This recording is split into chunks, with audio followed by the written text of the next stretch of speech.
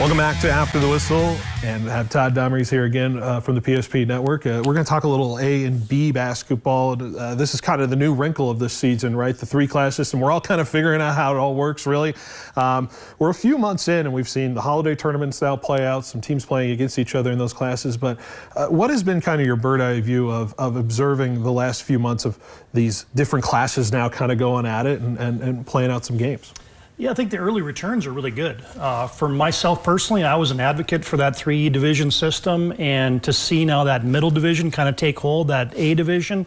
You know, the early things have been, there's a lot of travel in that division, so that's been a little bit of a negative, but I think the positives are that you're starting to see some of those rivalries start to build up, and whether that's a new region or, you know, the Trinities and the Shilohs of the world playing the Beulahs and the Hazens and the teams in our region right here that are now A division and starting to figure some of those things out. I think that's been really good, but I think the jury's still a little bit out because we haven't seen the postseason unfold yet. So that's going to be really the proof in the pudding for me, is how that whole postseason thing is going to work out in that A and B division. I know, and you know, it's very interesting to see, you know, the concepts on paper versus what we're going to get as far as tournament teams are concerned. I know there's a lot of intrigue on the depth of talent that we have that are potentially going to be going to some state tournaments. You see some more representatives come out instead of just the 8-region style we had in the B. You get a lot more teams having the opportunity to play at the end of the year at these state tournaments, and I'm sure that's a benefit for some of these schools that felt like they didn't really have a chance. Yeah, I mean, I think that's the best part of the whole program, right? Is a team like in our market here with Shiloh Christian. I mean, they have dominated Region 5 in recent years, and so I don't think there's any of those old Region 5 boys and girls teams that are probably thinking, man, I'm so glad that Shiloh's out of that division, because it opens up the lane a little bit, so to speak, for a Washburn that now has their boys and girls teams rated, for a Garrison, for a Central McLean, for teams in like a Flasher to maybe get to a state tournament in a little bit more regular fashion. And I think that's good, and that's probably the positive of the whole program. I'll go to the X's and O's of this thing now, though. You know, I'll start with on the boys' side, A or B. You know, what has been a team that's stand out to you about the way they played, and or maybe a player that has stood out to you that has really been shining this season or making a stamp on it? Yeah, there's a couple of them. We got a chance to cover Linton HMB, the boys, and man, they're off to a great start. Rated in the top 10 in the poll, and they've got a kid by the name of Jace Jokum that is putting up numbers, and it's a quality club. And you think about the tradition that Linton has in basketball, and now a new captain running the bench, and Alex Jangula, and they've got a really good team. And so they kind of jumped off the page winning that Mandan Holiday Tournament.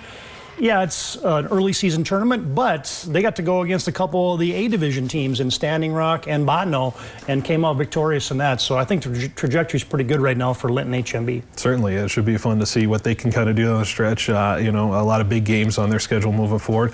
On the girls' side, you know, the North seems to be really strong, especially on the A side when we're looking at some teams up there in the rankings. But what has stood out in your mind of how this girls' season developed? I know they had a few more weeks played through, but in your mind, what is standing out there? Yeah, that Minot market has got a lot of girls teams that are really good right now. DLB is in the poll, Ned Rose, South Prairie Max, and so those teams I think are going to have some head knockers coming up here in that A division, and that's going to be a tough region to get out of. And if you win that thing and punch your ticket right away to that A division girls team out of that Region 3, you're gonna earn that one. And then, you know, down in the South side, I don't think we've seen the best of some of these teams quite yet. Obviously, Shiloh's off to a good start, and they had a good nucleus back.